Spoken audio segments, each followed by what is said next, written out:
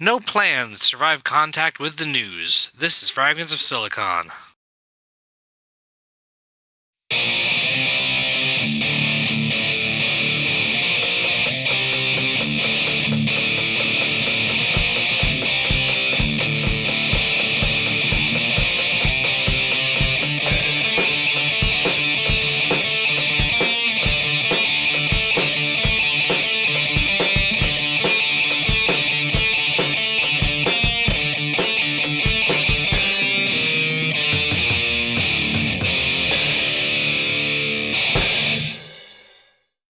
All right, welcome to a new episode of Fragments of Silicon. I'm your host, Adam. Joining me, as always, are Galax and Pettyfan.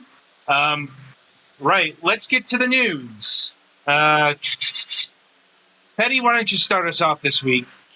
Well, it's been relatively quiet this week. I have a doctor's appointment in January because, apparently the only two optometrists at my, at my optometry place is working part-time. So that's fun. That kind of And, happened with the last optometry place I went to. yeah. The Well, current one is much better. unfortunately, the place I'm going to is the only place in town that takes Medicaid. Mm. So I'm kind of pigeonholed. I understand that feel. Like, I have a Medicare Advantage plan, Mm-hmm. which at the cost of subsidizing a lot more limits my options a bit. Yeah. But it's not been a problem so far. Mm-hmm. Anyway, And I may have actually found a place I can get physical therapy done for my legs, so that'll be great. Hopefully they stop hurting. I know, a dream, I know. As far as gaming news, my wonderful sister found my copy of Digimon Survive, so yay. I will have that for the review on Sunday. yes. And, let's see, when is it? I think October 14th, yeah, is when the new Digimon trading card game set comes out. So, the 9th might be a later, review thing. We need to bump those reviews, because we probably having the pre-release tournament, and those take a while. Mm. That really depends on their stock situation, though, because they don't know if, you know, they've been having issues. The game store has been having issues with their distributor recently, so they may not have product in time to do pre-release. So when I know, you guys will know in the either Discord or Skype.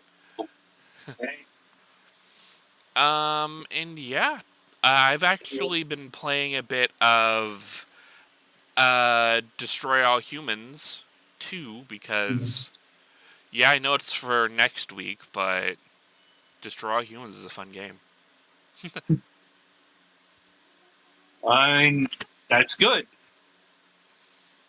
Like, all right. Anything else? No. Okay. Galax, it's your go. Oh, sorry, I have a little bit of a headache today, so I may not be entirely on top of things. Actually, Hmm? Destroy All Humans 2 is in 2 weeks. Noted. Okay. Anyway, go ahead, Galax. Well, that's totally completely. I've been playing Splatoon 2 or 3 a good amount since that came out just recently. Though right now I'm trying to play Digimon Survive since we're reviewing that on Sunday. Like I said, I have a little bit of a headache, so I'm not quite on the ball. Not much interesting going around in personal stuff. Apparently, my cousin's wife's baby shower is this weekend, but I don't think we're going. I think Mom's just sending some gifts. But I could be wrong. I don't think I'm going. I haven't been told I was, so.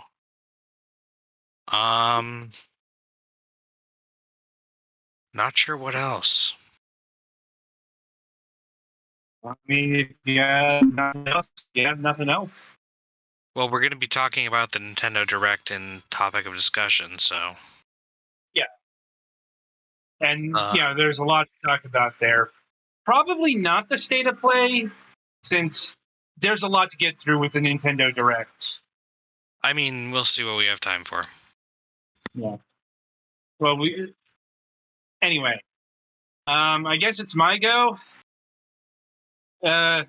Honestly, in recent times, I wish I didn't have news. I wish things were fucking boring. But nope. I'm like, mainly because I seem to be going through, I guess there's no other way to frame this, one of the worst periods of my life. I know that's quite the thing to say, but just yesterday I had to put down my cat of about 17 to 18 years. Never did quite figure out how old he was, but Isis was very old. And while not in deep pain, he was going. A lot of incontinence where there didn't used to be incontinence. And he was having problems climbing up the stairs to get in, and he wasn't cleaning himself like he used to, and like recently jumped off the couch and he didn't land right. So, just made the hard choice to go to the vet yesterday and end it.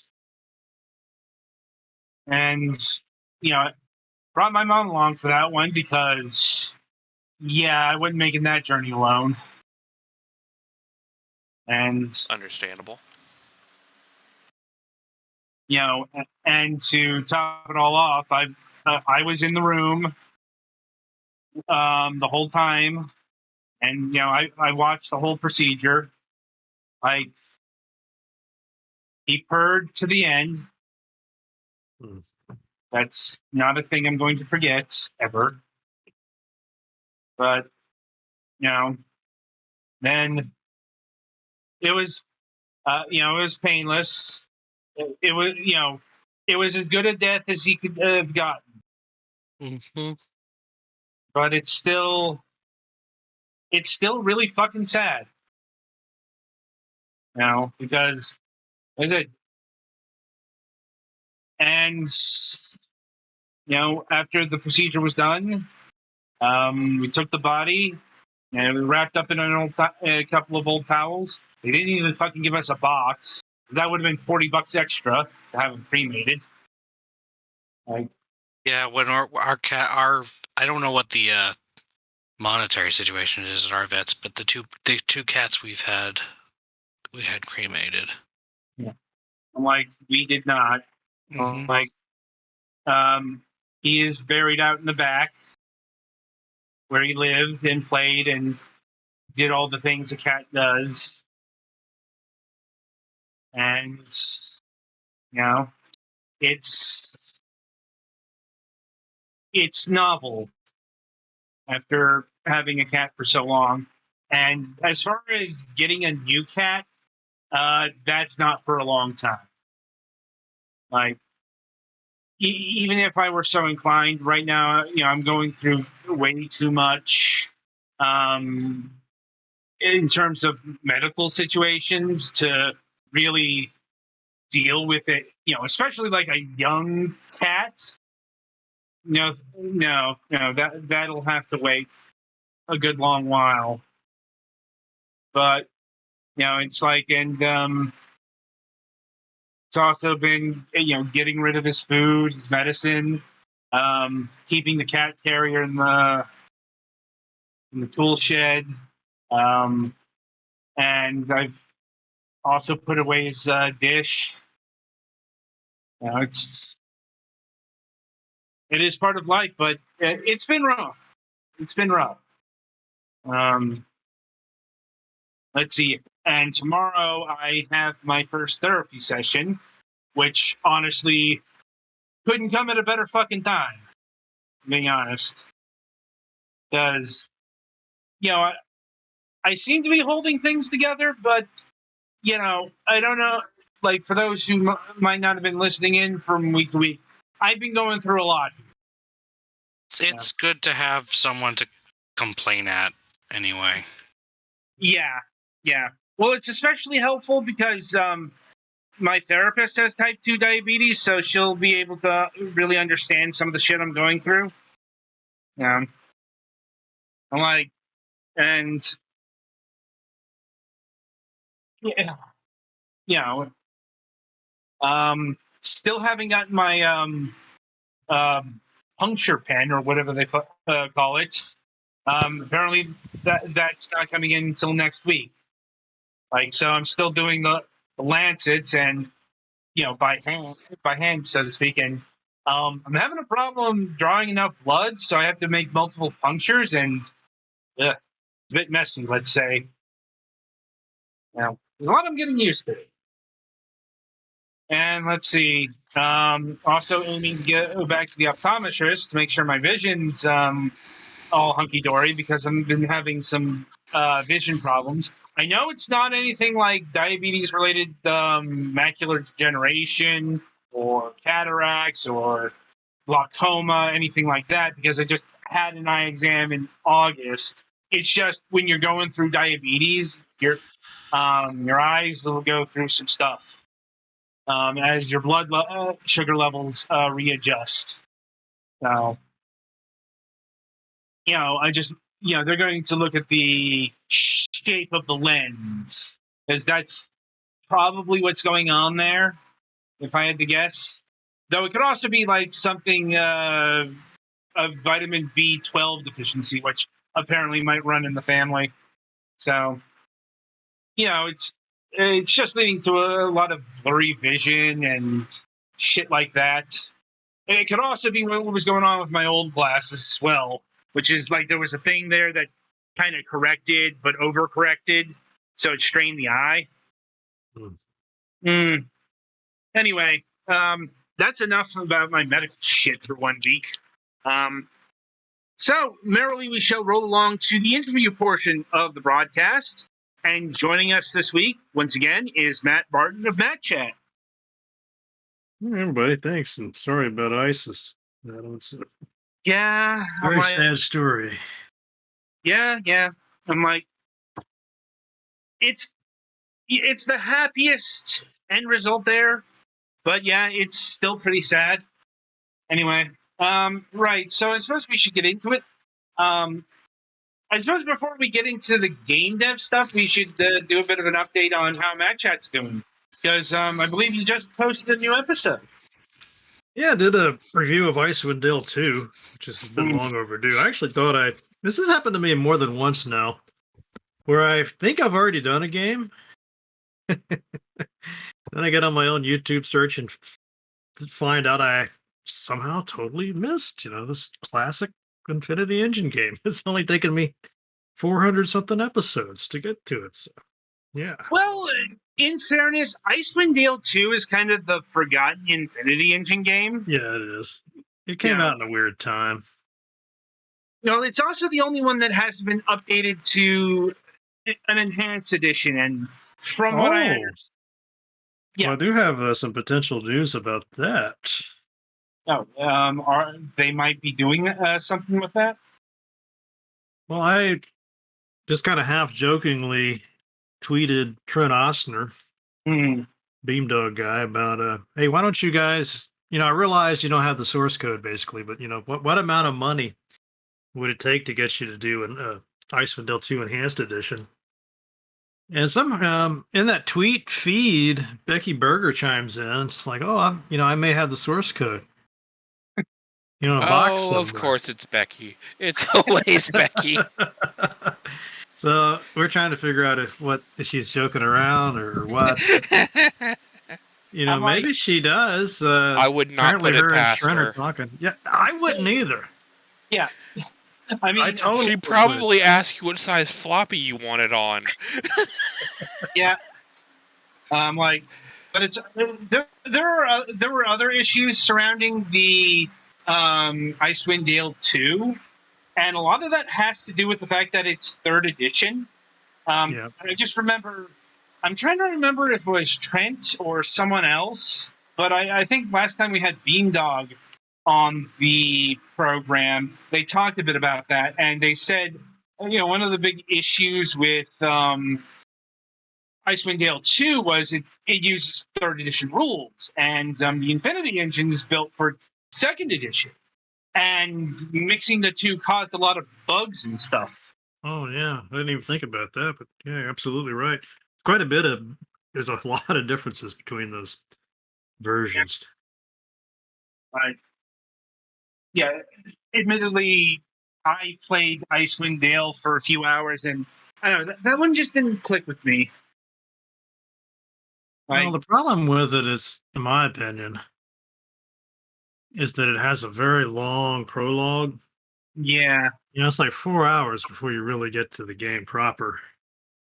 yeah, You're asking a lot. That's asking a lot of somebody who's not just really committed. yeah. I think that's once again why, like, the Icewind Dale series is the runt of the litter.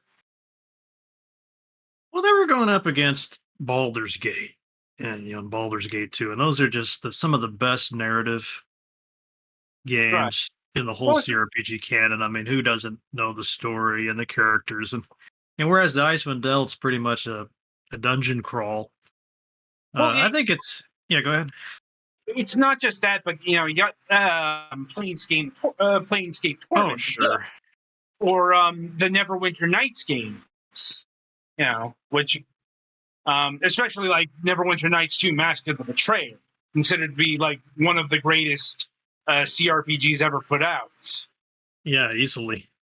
You know, and it's not so much that Icewind Dale and Icewind Dale 2 are bad. It's just their contemporaries are certifiable legends. Yeah, and you still got a lot of the problems. I don't know if you saw the video, Uh-huh. but like that Icewind Dale 2, in addition to the new bugs, or I guess the problems created by that switch to the third edition, you've still got all the old problems, but like Yeah. the pathfinding and everything. I mean, the Infinity engine was still going to be the Infinity engine. Yeah, but I still think there's quite a bit to like about it. I mean, there's so No, many great facts, and people can. I always just kind of like the systems. I guess it was third edition that introduced the feats and everything. I yeah, thought that was a yeah. definite improvement over the older games. It just made it more fun to level up and. Second Oh. edition didn't have a whole lot of customization besides choosing your class and like specialization within the class if you're like a wizard. Well, no, they had subclasses for other things. But yeah, Also- feats and modular skills were mostly a third edition thing. Yeah, and I remember a lot of complaining about the feats because they felt it made things too easy or it made it too accessible. Which, I mean, coming from just about anything from second edition would be more accessible. Look, say what you will about second edition Dungeons and Dragons, but there were like that thing was fragmenting at an alarming rate. Well, Because- this is people, again, this is a complaint that it is too convenient, yes? It's just people being used to what they're used to. Like when Thaca went away. That's what I was gonna say. I was gonna say Oh, this yeah. this is getting mechanics opinions from people who apparently preferred Thaco. Many a marriage was dissolved. I'm not gonna give Thaco too hard of a time because I understand it's not No. the worst way to manage it, but you do kind of have to think about hitting things backwards. Well, yeah, that's why the armor class is literally backwards. Like, believe me, that used to confound me as a kid, and I guess it still does a bit. Yeah, because At least it usually, wasn't. go ahead. I said just at least it wasn't fourth edition. Oh, fourth edition is very mechanically elegant and actually a pretty solid game to my understanding. It's just a terrible Dungeons and Dragons game. You know, has anybody done a computerized version? Is there a computer role-playing game based on it? I'm kind of surprised that I don't think there is. Yeah, I I'm don't like, think there is. That's weird. I'm like, I'm trying to. When did the fourth edition come into play? Like, Everybody because always says it's kind of like D&D and with a World of Warcraft like element. Yeah, it was trying to a large extent to function to have a more. It apparently came out in 2008. yeah, because I want to say the first Dungeons and Dragons fourth edition might have been Tales of the Sword Coast, and that was quite the disaster. Like, yeah, it's just the thing is that there aren't a lot of Dungeons and Dragons games coming out these days, or at least ones that aren't all that notable. Like, where's the modern day Baldur's Gate? It's Baldur's Gate 3, which Well, is 5th edition is actually kind of bad for computerization because it's actually designed to be comparatively fast and loose with the rules. I think it's the last Crown of the Magisters. Yeah, that's based on 5th edition. I did a match chat with those developers. That's one of my favorites. Yeah, it's out on Xbox One. I just can't believe there's never been, or there's so little at least of the 4th edition. Seems I like mean, an it was opportunity. very unpopular among most of the audience. But yeah, it would have been relatively good for computerization because the mechanics were kind of trying to emulate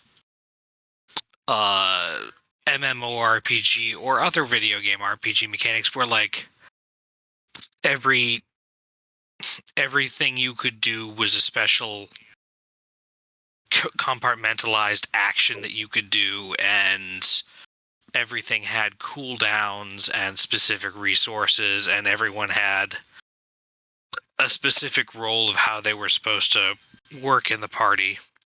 Oh, that is very World of Warcraft craft like. Mm-hmm. I just remember my friends that played a lot of D&D. Some of those had actually gone on to Pathfinder instead of I mean, that edition. Pathfinder is what I play, and but I looked through some fourth edition stuff, and the impression I got is generally that it's not actually a mechanically bad game. It just doesn't do what people usually want Dungeons and Dragons to do because there's relatively less improvisation ability in the things that there are stats for, and there's almost no stats for anything out of combat. It's just bizarre. I mean, that's surely they play tested this thing. I'm sure they did, and they like it was popular, but among their playtesters, but like they probably didn't like say. And what if this is what Dungeons and Dragons was? What would you think? And they'd say no. Call this something else. Also, they did some really unpopular things with the world setting for fourth edition that turned people off further. I don't remember all of it, but they basically they made tieflings allegedly all look the same, which I think is still the standard party line, that all tieflings are red and have horns, but every person I've ever heard of who'd ever played a tiefling is the council has made a decision to that one. they completely changed the planar situation from the Great Wheel to I forget what it's called. But with the one with the Astral Sea and the Elemental Chaos being the two main, like, not the material plane places. Anyway.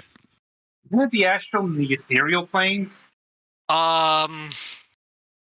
That's how it was. That's how it is in Pathfinder, how it was in 3rd edition, and 5th edition has brought in some of the popular things that they introduced in the 4th edition Cosmos, like the Feywild being a specific plane, and the Shadowfell for good and evil fairies and stuff. But basically they merged all of the elemental planes plus the abyss where demons come from and a few other things into the elemental chaos.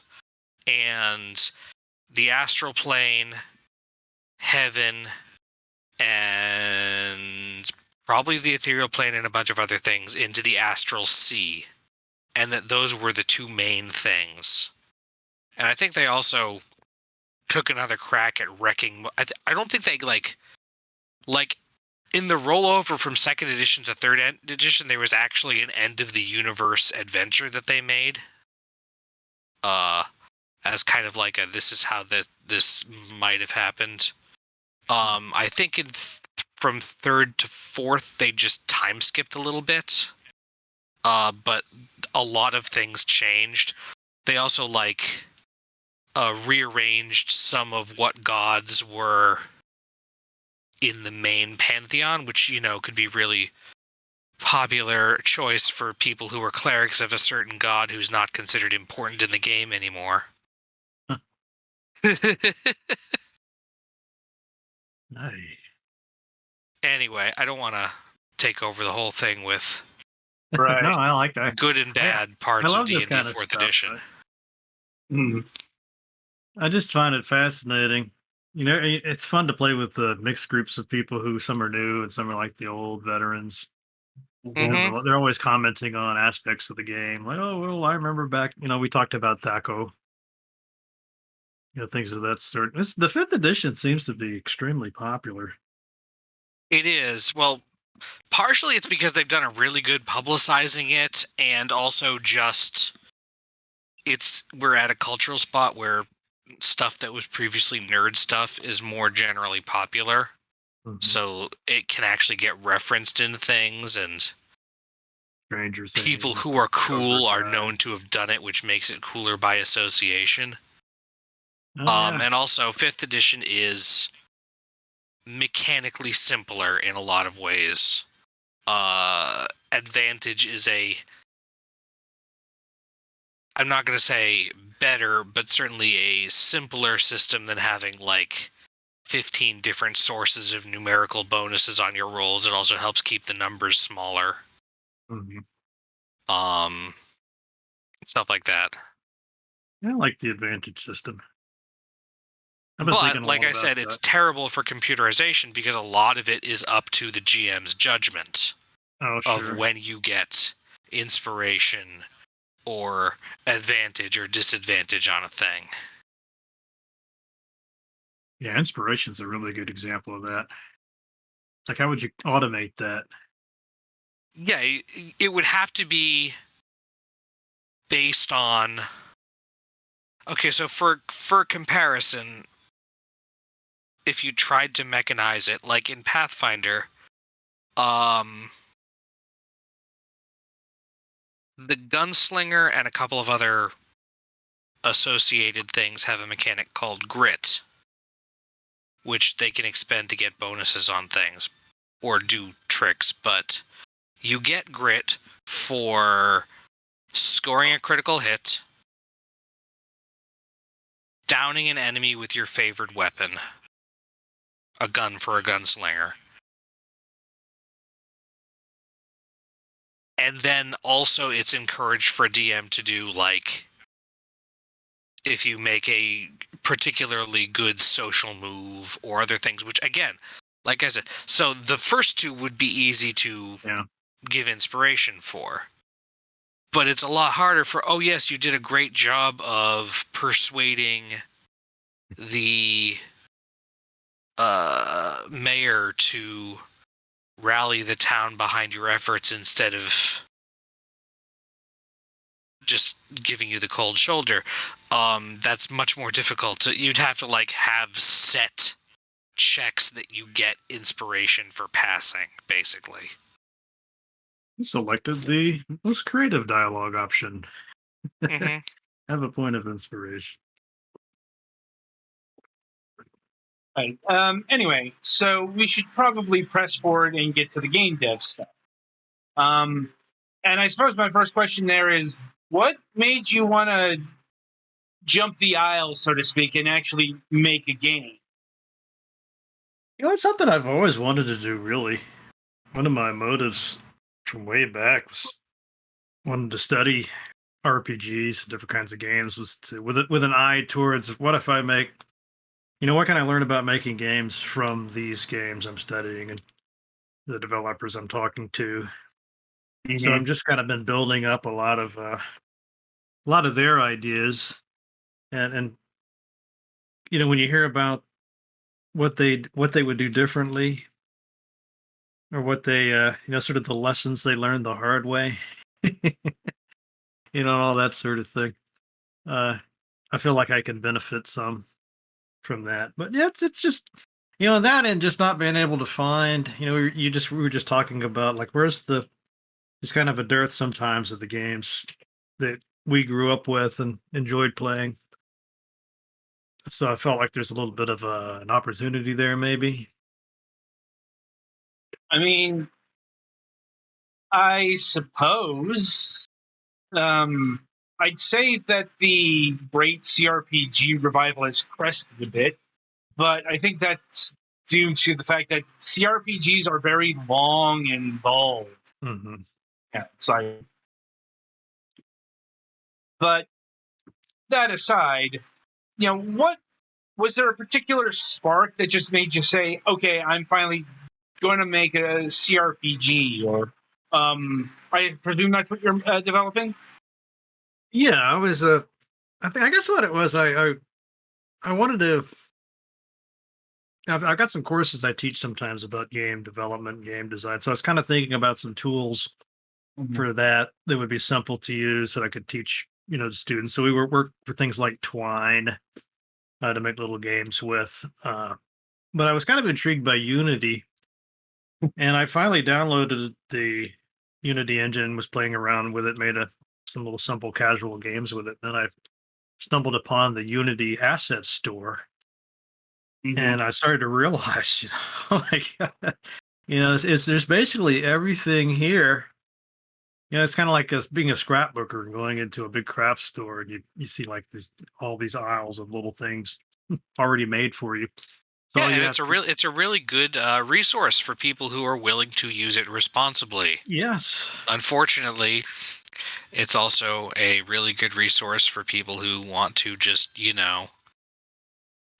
buy a bunch of pieces and then glue them together awkwardly and then see if they can get people to pay money for it based on screenshots. Well, there won't be any of that here. Oh no, I'm not. I'm not saying you are. I'm just saying that's I know what you mean. part of why the Unity Asset Store gets kind of a bad rap is because of that. Yeah, I think we talked about. I don't know. Was that on this show? I remember talking to somebody about, like, you pretty much have to have a demo for something like this. Who Right. would I wouldn't buy a game from a guy like me if I didn't know him and there was no demo. Demos don't all come up all that often, at least on this show. But I think that's a good point. I could just take some screenshots. It'd be very easy for me to take some very selective screenshots. Make it look like, oh my god, mass produced like a AAA game. Look at those clouds, look at those trees. When really that's just Hmm. stuff you buy off the asset store and you And could set up in like 10 minutes. I mean, that's a tale as old as the video game industry. I'm back in the day when um, boxes used to use screenshots from the arcade game, Oh or yeah. you know, For in the order to, cutscenes, they would only show cutscenes. yeah, or something like that, or they use screenshots from a different version of the game, like, on the computers. You know, Screenshots from the Amiga version, yeah. something like that. Yeah, I'm familiar. Or there maybe there wouldn't even be screenshots, just like these paintings. You would imagine the graphics would be much cooler. Well, they'd always have screenshots on the back of the box. Oh, You know, at least, that's what I remember. I wonder if there might be some. It is very common. But I know what you're talking about. Like the Atari 2600 had Yeah, some of very, those old ones. had very elaborate box art because, well, gaming was a lot more abstract in the late 70s and early 80s. It Um, kind of reminds me of when you buy some cereal or some candy or something, and there's a little label on there that says, the text, the food has been enlarged to show the textures or something like that. You kind of wonder if there's ever been a game that had a little disclaimer, graphics have been enhanced to show the artist's intention or something like that. Oh, that'd be funny. right. Anyway, so how long ago did you actually start developing? Oh, this has been going on now for at least 2 or 3 years. You know what had happened? I started working on it one summer, got really hard and heavy into it, and then of course, when school started back, I found it was just too hard to have. You know, you can only have so many full time jobs, and it Like, was just too hard for me to just kind of work on a game project, on the weekends or something. Plus I'm doing match yet, so I put it on hiatus for a while. But I'm excited now because I have not only the summer, but I'm also on sabbatical this year. oh, So basically, I have a whole year I can work on this. why'd And you I go on think sabbatical? Why'd you go on sabbatical? we get sabbaticals as professors here at Ah, St. Cloud State. Some people don't take them, but you basically take a pay reduction, and don't you take can. them. Yeah, well, some people don't want to get their pay reduced, obviously, Right. or they need the money, but it's not that much of a reduction. It's like maybe what is it, like 20% Mhm. reduction? But you don't teach any classes, and you pretty much can just work on research or, in my case, this game project. I've got some other stuff going on too. But Well, anyway, I got what I needed, which was like big blocks of time where I could just work on this and concentrate on it. yeah, that's definitely something we've learned from this program.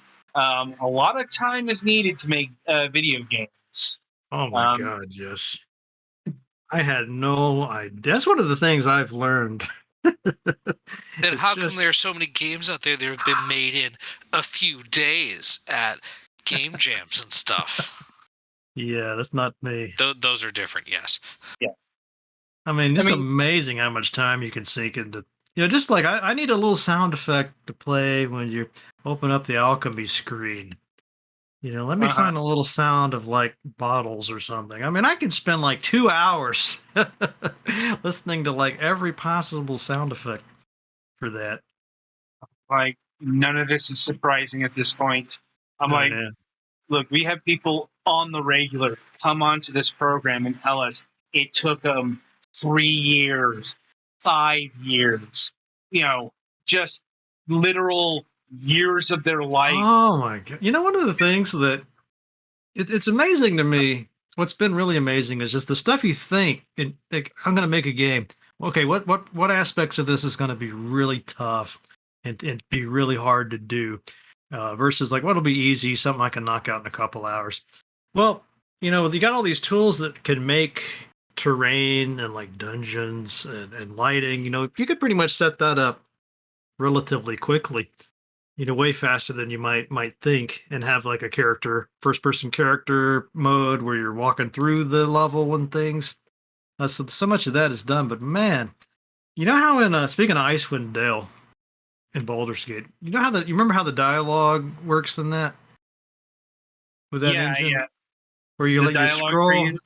Yeah, well, yeah, you see the dialogue and not even the tree section, but just like the fact that you could when you're trying to select a dialogue option, you hover over it with the mouse, and the line that your mouse is under lights up blue.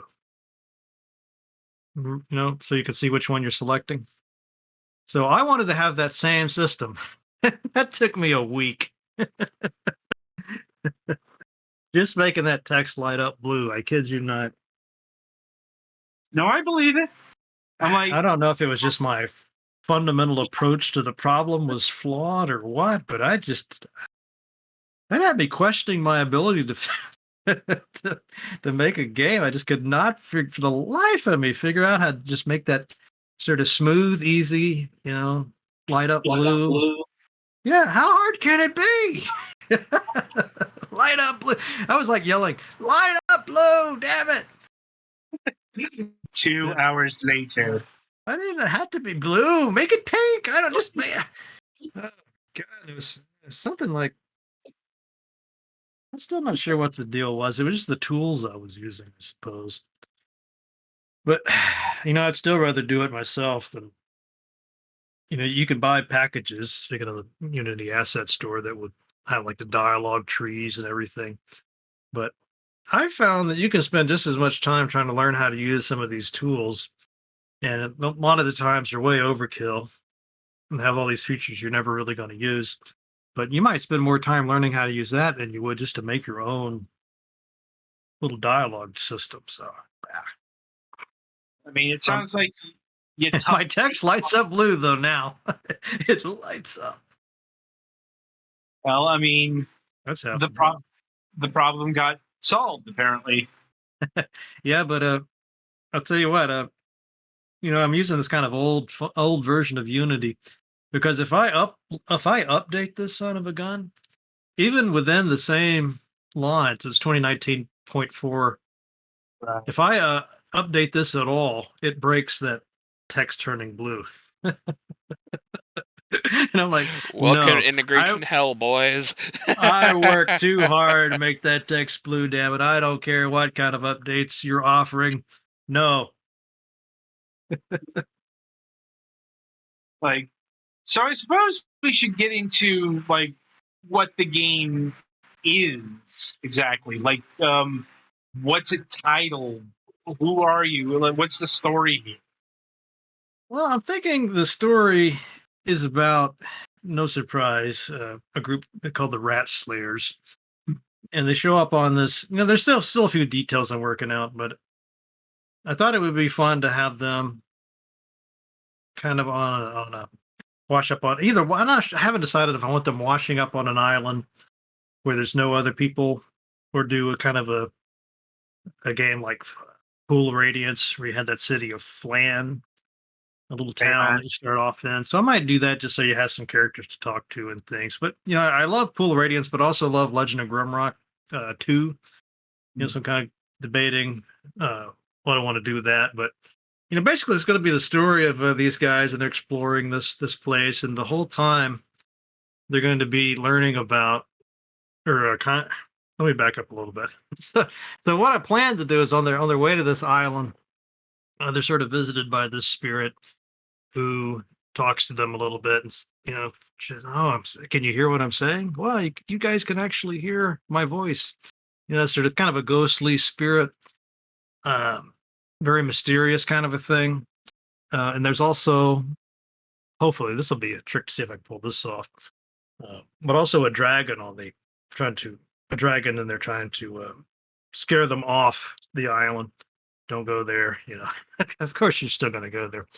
But gradually, what will emerge is the story of who these characters are, what happened to the civilization on this island, many thousands of years ago. Maybe almost sort of a kind of a Lovecraftian vibe to some of the, how Lovecraft stories, he always talks about these ancient ruins that are like older than the oldest ruins, and Yeah. That sort of vibe, with some of this. But the character, I mean, the player, what I would like to have happen is you might, see, the more you learn about this character that you're talking to and what happened. You know, it all builds up to the climax where you're judging this character's deeds to decide whether you want to kill them, do you want to reunite them with the dragon, uh, and the way that you would come to that decision is the stuff you've been doing with your party has almost been sort of following the footsteps of this older story. So it'll Mhm. kind of fall back on the choices you made and how that might have changed the way you feel about this character's story. So that's kind of vague, I know, but I'm still working, hammering out some of the details of that. Right. And what sort of perspective are you going for in terms of gameplay? Like, is this going to be a first-person dungeon crawler? Is it going to look third-person? That kind of thing. It's basically it's probably the quickest way to describe it would be something like Legend of Grimrock, but with it doesn't have grid-based movement. I mean, Your character, you just move around like you would in a first-person shooter game. But yeah, along the bottom of the screen, you see your characters' faces. But unlike like Might and Magic 6 is where I draw a lot of my inspiration for this or for the yeah, game. that's what I was thinking here. Like, this reminded me of like one of the Might and Magic games. Yeah, it's just the only big difference is my characters are actual 3D characters, they're not portraits or just animated faces. And occasionally you can have them leave the party and like stand around or do special moves and things. So you Mhm. can actually see them on the screen, which I think is be pretty cool for people. Right. And let me see here. So, what kind of character classes are you angling to have? Well, right now I just have the basic ones. I want to add a couple more, but I felt like I don't want to put so much on my plate. I'm never able to get it done. So, but right now I just have like the fighter and the rogue. To have a druid, I decided to go with a druid Mhm. instead of a cleric because I want kind of a more of a Viking theme, and Mm. the wizard. Right. And I suppose along those lines, what's the magic system like? It's going to be again based pretty much on the Might and Magic 6 system. Mm. So you've got the druid will have mind, or yeah, say mind magic, body magic, spirit magic. And then the wizard has, of course, all the elements: earth, air, and water, and fire. So I think I got them all. Plus, I think another thing I did a little bit differently was they have each class will have its own special abilities and skill tree, and those abilities will play off of each other. So, like the wizard, for example, has a tower, a little pillar that he can summon, or he or she can summon. And then depending on whether they have a shield around them or they have a sort of a mana absorption thing going, that tower will do different things. So, I think I'm kind of toying with this idea too. Maybe even later on in the game when you have, say, fire or water or one of those skills built up, maybe you could, instead of using the default tower, uh, it's got kind of this arcane blast comes out of it. Maybe you could change that to, say, a fire burst or ice ray or something. Just to make it a little bit more flexible and fun to play with. Yeah, I mean that sounds pretty standard at this point. Like, but um, and what sort of thieving skills will you be able to do in this game? Thieving skills. I've decided with that to go, I guess, probably more of an Icewind Dale vibe. Was that the third edition we were talking about? Where I don't really want to have situations where you have to have a rogue to pick a lock, that sort of thing. So it's the lock picking I consider that to be a party skill. Oh. So everybody levels up together in this. So you get each character will have some points you can put into your stats or your skills. But then I have a separate list of party skills.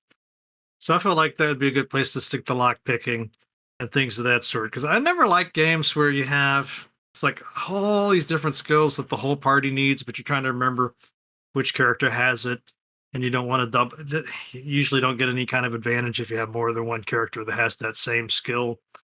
So I kind of wanted to avoid those problems and just put them all on one page. Uh, so the rogue, I'm thinking, is really more kind of an assassin like character. They're the they do the most damage with melee weapons, and they have poison abilities. And I might let them throw grenades. They have a backstab. It's pretty cool. That's one of the abilities where I think the first time a player sees that, they're going to be really stunned. Especially if they've been playing a while and all they've seen are the characters looking at them.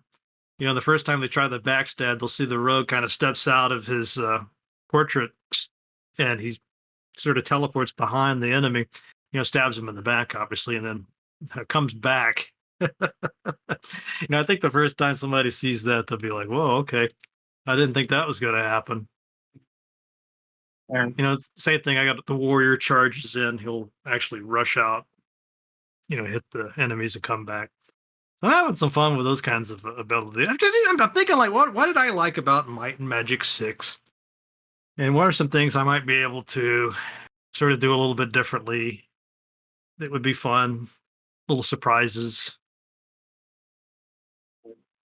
have you done my Magic 6 from Mad Chat yet? Oh, yeah, that's one of my more popular videos. That's probably what got me inspired to do this game, really, because a lot of times when I'm looking at my YouTube channel, I want to know what's my most popular video. And it seems like it's always that Might and Magic 6 one. So I'm like, okay, yeah, I like the game, obviously. I Right. think it's a series that we don't. I felt like that ninth game was not very good, and then even the Rebirth version or Legacy, whatever they call that. Well, my Magic 10. Yeah, it just wasn't all that great. But I think there's a lot of room left with that formula. But I've added in a bunch of other things too, like cooldowns and stuff inspired by other games like Dragon Age. Instead of doing like the concentration that they have with the fifth edition rule set, Mm-hmm. for example, I thought it'd be more fun to take a page from the Dragon Age game and have a mana certain abilities that use a mana reserve, Hmm. which I thought that's kind of the similar mechanic. You can't have more. It won't let you. There's no way you'd ever have enough mana really to have more than maybe one of those going. I mean, fancy and spellcasting is terrible in computer things, so even when they do it with spell slots of things of a particular level and stuff, Mm. they usually don't require you to prepare your spells at the start of the day, which is how it's supposed to work. Yeah, that's true. Resting is always interesting in this. Our dungeon master is very never. I have two different ones, and neither one of them ever want us to rest. And that has like you just rested 8 hours ago. Hmm. Like, well, in a computer game, you rest after every battle. Well, that's not going to happen here. You're not sleepy. Yeah, I mean, a short rest is good, but you're not supposed to be able to fully refresh all of your ability. Like our Pathfinder GM has an issue with probably allowing that too much, so we've gotten out of the habit of like having good judgment for what abilities to conserve and which ones to use. Hmm. Yeah, I thought it was one of the interesting things I've noticed in our experience with that is there's a spell. Oh, what's it called? Leomund's Tiny Hut. Does that sound familiar? Not off the top of my head, unfortunately. It's basically this. It sort of makes you invulnerable, so you can just sleep and nothing can get in there. Uh, Uh-huh. it sounds very cheesy Yeah, mechanic there are wise. there are a few spells that can do stuff like that. I mean, the RDMs always figure out a way around it. Like they'll have us get attacked by blink dogs, Huh. something like that. But it does sound like Well, for Blink Dogs, questionable. it would have to be an ethereal hideout, wouldn't it? Oh, I don't remember all the details of it. My impression was that the DM was trying awfully hard to figure out a way to get us attacked. Oh no, a lot of DMs will do that, and again, Yeah. part of the reason is to put appropriate resource pressure on the party. Right. Yeah, exactly. Because I mean, part of the thrill for them, I guess, is like, oh, you fought all the way to the bottom of this dungeon, but now you've got nothing left. Mm-hmm. You're really going to have to think strategically from this point on, or punish you, frankly, for like you guys shouldn't have wasted all your high level slots just fighting those skeletons. Right. You know? And if it's a low level game, you might not have that many spell slots, period. Mhm. Well, anyway, so our time is growing short, so just a couple more questions here for this session. How far along would you say development is at this point? Well, if you break it down into components, I think the engine, I feel like that's probably getting close to being done at this point. Maybe I might even go as far as to say 60 to 70% done with that. The story, I've intentionally kind of kept that in the incubation stage because I don't want to come up with a bunch of story elements that I don't have the engine for. You know what I mean? I have to tell whatever the story ends up being, it has to be something that I can tell with whatever engine I create. So I would say that's probably maybe only like 20% done there. And then I still have to do I have to put in all the different kinds of weapons and, uh, I'm blanking on something. Oh yeah, like recipes for alchemy and uh, try to come up with some more fun magic spells. Of course, the monsters. I would be okay with just having rats, just be the total. Maybe all you fight are rats. But I don't Yeah, think the players would like that too much, so I put in some other fun stuff. I I do mean, have some rat lings I purchased from the asset store. Now, speaking of like how a story can be impacted, so these rats I downloaded, the rat people, Skaven or whatever, right. they have they're kind of this pirate themed. So they have like the little pistols and uh, well, pirates. So that might actually alter the story so it would make more sense for for there to be that kind of rat man in my story because I'm gonna have to use them, obviously. Get some scavings in there. Yeah, I think they didn't want to use. I bet you the word Skaven's probably copyrighted or Oh, something. I'm sure it is, and if it wasn't, Um, they will have changed it officially to something that is. Yeah, See exactly. the fate of Imperial Guard and Space Marines and Eldar. I'm doing finger quotes around these. Yeah. Or hobbits. Well, the ones I'm talking about were all Warhammer, I know. Warhammer, and actually, interestingly, Lord of the Rings is the reason why Eldar isn't copyrightable by them, because that actually is a Tolkien word for elves. Huh. That's really cool. All right. Um, yeah, Oh, certainly no harm in reinventing world spaces for races, even in ways that they're not traditionally used. these Right. rat man, they look so awesome. I'm just trying to think of maybe maybe they got to this island first and they've established their own colony, or maybe they're the people that you work for. I've been trying to talk this. I use this thing called Uma to make my avatars, and I've been talking to some artists. I would really love for somebody to create a rat version one, so that Mhm. one of the players, one of the races you could play would be a rat man. It's got to be a better name than that, but I mean, ratling, Pathfinder uses rat folk as the general thing, but then they rat have folk. a specific name that they use for themselves, uh, which I think is Isoki. And then, although when you're talking about that, that made me think of a. You know what? Never mind. I can talk about that later. It's I love it's what they it's did with the irrelevant. Skaven I love those Skaven Slayer novel. Mm-hmm. Gotrek and Felix, one of my favorites. I think they probably do better rat-based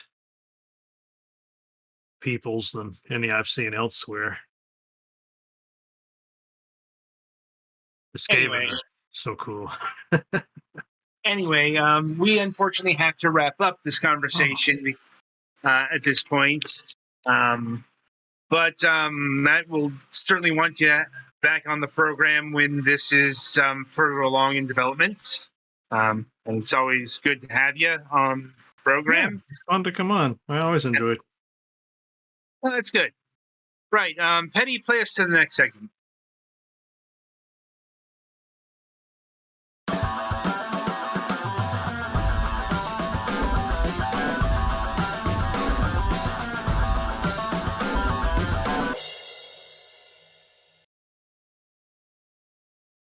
All right. Welcome to the topic of discussion. I know one of these weeks we will get to the Sega Genesis Mini 2. We almost made it this time, but then Nintendo had... Hooray for both Nintendo and Sony doing, oh, hey, by the way, within the next, 12 hours, we're going to be doing a major presentation. Yeah. And we will not have time to get into both of them. Mm-hmm. I think we'll go, given the amount of time we have left, we'll go with the state of play this week. And we'll go with the Nintendo Direct next week. I mean, because we only have under a half an hour for this, and I'm not sure that's enough time to get all of the Nintendo Direct stuff. Right. Because there was a lot at the Nintendo Direct. Yes, there was. The state of play had less. And certainly a lot less notable. But... And I'm trying to figure where to start on that. I guess we can start with the grand finale. I know that's kind of backwards, but God of War Ragnarok. I think I agree with ACG on anytime you fucking show off a controller, a special edition controller at an event like E3 or State of Play or whatever, it's always going to come out across as very crass. Mm-hmm. This is the kind of thing you announce in a press release. Because This more like something. Nintendo's even actually I was gonna say even Nintendo tends to segment off the hey, also there's a special edition console or Joy-Cons for this thing. Yeah. And it's a special edition PlayStation 5 controller. You really didn't need the elaborate video to show that off. Unless the controller actually has the form factor of an axe. Don't and give yes, them I know ideas. that this kind of thing has been done. There was a fucking chainsaw controller for one of the Evil Dead Oh god, games the or PS2 something. era was just madness with crazy controllers. But that's a topic for another time. Yeah. Mm-hmm.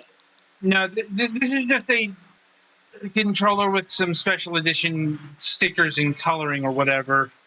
Mm-hmm. It's thankfully it wasn't the thing that actually ended the show, because they did show off a new trailer of God of War Ragnarok. Gotta admit, I don't really have an opinion on that, because I have never played a God of War game. So my investment in Ragnarok is the same as every other God of War game, which say nil. But it looks good for those who like God of War, of which there are a lot of people. Mm-hmm. Yeah. And this is still in the dad of boy timeline / time period. Dad so of boy. I've heard the term. I have too, but it's still never not funny. Now it's more data teen because I'm like, because he's they made him into an obnoxious teen, so a teenager. Like, and yeah, like I said, I just don't have a lot to say about Ragnarok. Other than, I guess, killing off one pantheon wasn't enough for Kratos. Yeah, I am somewhat curious as to, and again, this is partially because I'm not a PlayStation person, and really, the impression I got from the first chunk of God of War games was that they were not something that appeals to me. Exactly how they are justifying the Greek god of physical strength or whatever being in such a position to, start murdering all of the Norse gods. I'm like, well, But I guess they're going with that, so. I mean, what else is he going to do? Not kill gods? When you put it that way. Yeah. Anyway, so shifting to the beginning of the program, they led off with Tekken 8. Really? What did Tekken eat? Boo. Not much was shown. I mean, it was a pretty typical Tekken trailer, if I'm being honest. Like, but it's been a while since I played a Tekken game, so I'm not exactly 100% up with the lore. But, it looked like another Tekken game, which I suppose is good. I'm finding Street Fighter 6 much more interesting, just from a aesthetical point of view. But granted, we just saw our first glimpse of Tekken 8, which has no release date right now. And I know it was shown off of the PlayStation 5, but it's probably also going to be Xbox Series X and PC as well. Like, let me see here. We had Star Wars Tales from the Galaxy's Edge Enhanced Edition, which is a PlayStation VR 2 title, along with Demo. I'm not exactly sure how you pronounce that, which was this VR dice looking game.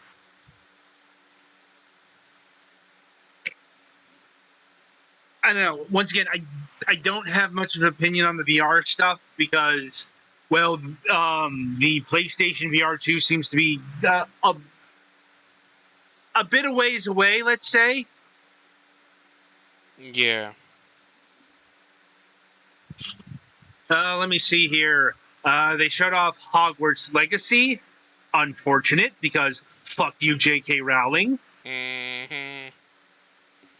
Just, can we not promote this? I know the answer is, of course they're going to promote it because it's a major release from a major publisher. But, wish this didn't have all the transphobia attached to it, but, that's not the world we live in now. Let's see.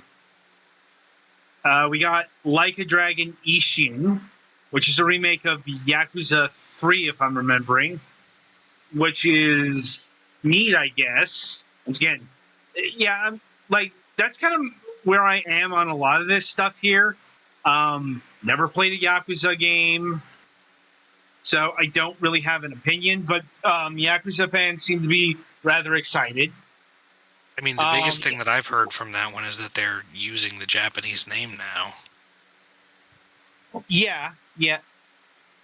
And that's coming February 2023 to the PlayStation 4 and 5.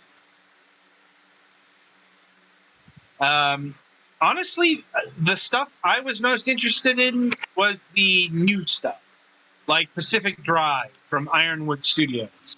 That looked very impressive. And as it turns out, we know a person who works on the game. Yes, I am pursuing that channel as we speak. Like, let's see, we got the PlayStation Stars loyalty program, which I know seemed kind of lame to me. Honestly, the most exciting stuff was Duality, Stellar Blade, and Rise of the Ronin, which are 3 new IP. Duality is coming from Bandai Namco. And it's kind of hard to say anything about these games because they're going to, they're new IP. But I'm rather impressed with what was shown off, especially Rise of the Ronin. I'm just glad it's a new Teen Ninja game that isn't fucking Muso. And I know they're not the primary developer on the Muso games. Like, they chip in every now and again. Like, but apparently, Koei Tecmo is aiming to make this a major pillar. They want to sell 5 million of this. I'm like, okay, that's very ambitious for a new IP. Especially one that's more than a year away. And yeah, I'm like, that's about all I have here. Yeah, I know it's not over brimming with snarky opinions or anything. Trust me, when we get to the Nintendo stuff, I'm sure that there'll be much more. But I mean, that's kind of where this state of play lies. Like, it was okay. They showed off some things. There's some stuff to be excited for here. But it's like it was much less than their last state of play. I mean, for fuck's sakes, they didn't even announce a new PC port here. So, it was a complete 5 out of 10 show. And, this is why I went with State of Play here. I was able to get through it in like 15 minutes. Record time. Yeah, that'll about do it for this installment of Fragments of Silicon. The week ahead. So in about 15 or so minutes, we will be having a new episode of Moonhawk Studios Presents.